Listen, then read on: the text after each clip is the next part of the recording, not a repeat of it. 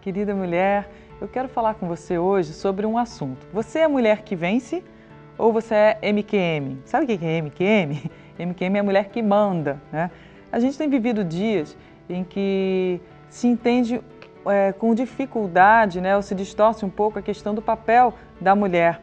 E eu queria ler com você aqui a palavra de Deus em Efésios capítulo 5, versículo 22, que diz assim: Vós, mulheres, sujeitai-vos a vosso marido como ao Senhor, porque o marido é a cabeça da mulher, como também Cristo é a cabeça da igreja, sendo ele próprio o Salvador.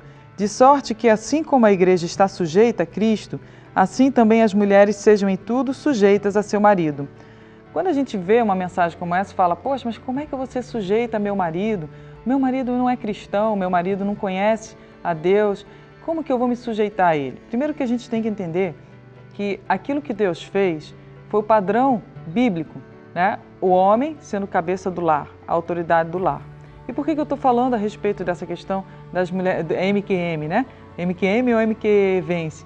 Porque muitas de nós cometemos um grande erro quando a gente muitas vezes conhece a Cristo primeiro, se converte, isso é bênção, não é erro, mas quando a gente acha que, pelo fato talvez a gente ter mais entendimento espiritual, né, ter um pouco mais de entendimento na palavra, nós não devemos nos sujeitar àquilo que o marido fala. Então, se o marido de repente dá uma opinião na educação do filho, a gente acha que nós é que estamos certas, nós é que sabemos de todas as coisas. Eu quero comentar com você um rápido testemunho para você entender um pouquinho sobre isso. Tinha um casalzinho jovem, universitário, ambos se casaram, ela fez enfermagem, ele administração, constituíram a sua família. Ela, em determinado momento, se envolveu com pensamentos, né, contrários ao entendimento da palavra de Deus e assim, mais para frente, o casamento dela começou a sofrer algumas tribulações, mas ela não entendia onde é que estava o erro. Chegou um determinado momento, ela que já estava com 2 filhos e um na barriga, o marido já não queria nem mais que ela tivesse o 3º filho, o marido já não estava tendo um bom relacionamento com ela e ela com ele, até que quando ela viu a melhor amiga dela, né, que ela vivia se lamentando e falando dos problemas, acabou traindo a confiança dela e tomou o marido dela. Aí estava ela com 2 filhos, um na barriga e a melhor amiga dela sendo a amante do marido. E o marido não querendo mais saber dela. Naquele momento, ela chegou e foi buscar em Deus a palavra e Deus falou com ela em 1 Coríntios capítulo 7, versículo 10. Não é bom que a mulher, né, deixe o marido, porém se apartar, ou que fique só, ou que se reconcilie com ele.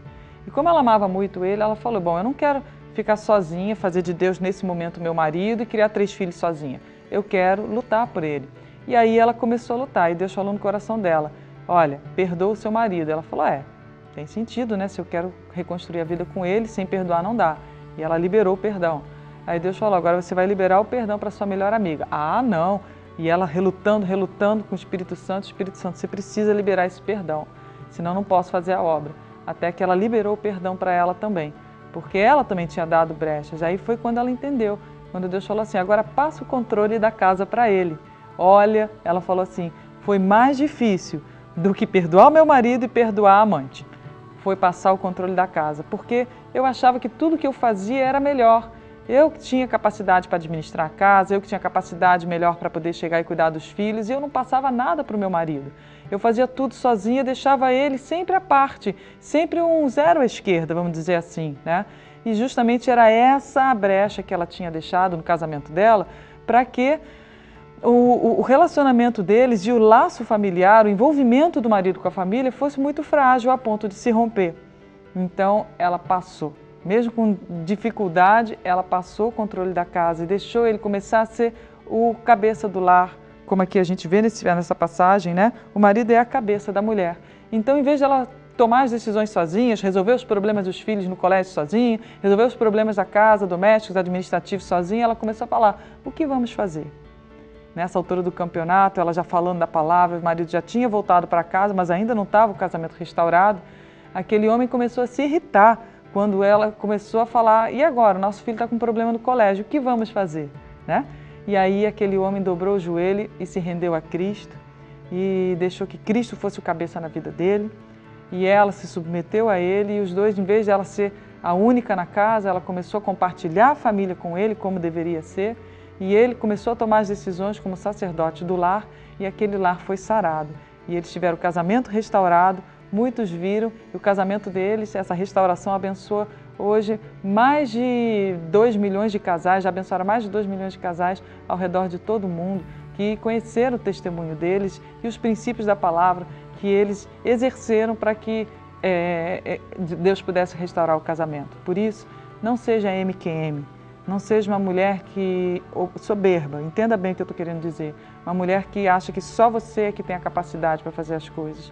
Quando você casou com seu marido, a Bíblia diz, né, deixará o homem pai e sua mãe, unir-se-á a sua mulher e serão uma só carne. Então vocês são só um. Então conte com ele, converse com ele, né? Ore por ele para que ele se levante e seja o sacerdote do lar e deixe Deus reinar na sua família, para que você seja de fato uma mulher que vence. Deus te abençoe em nome de Jesus.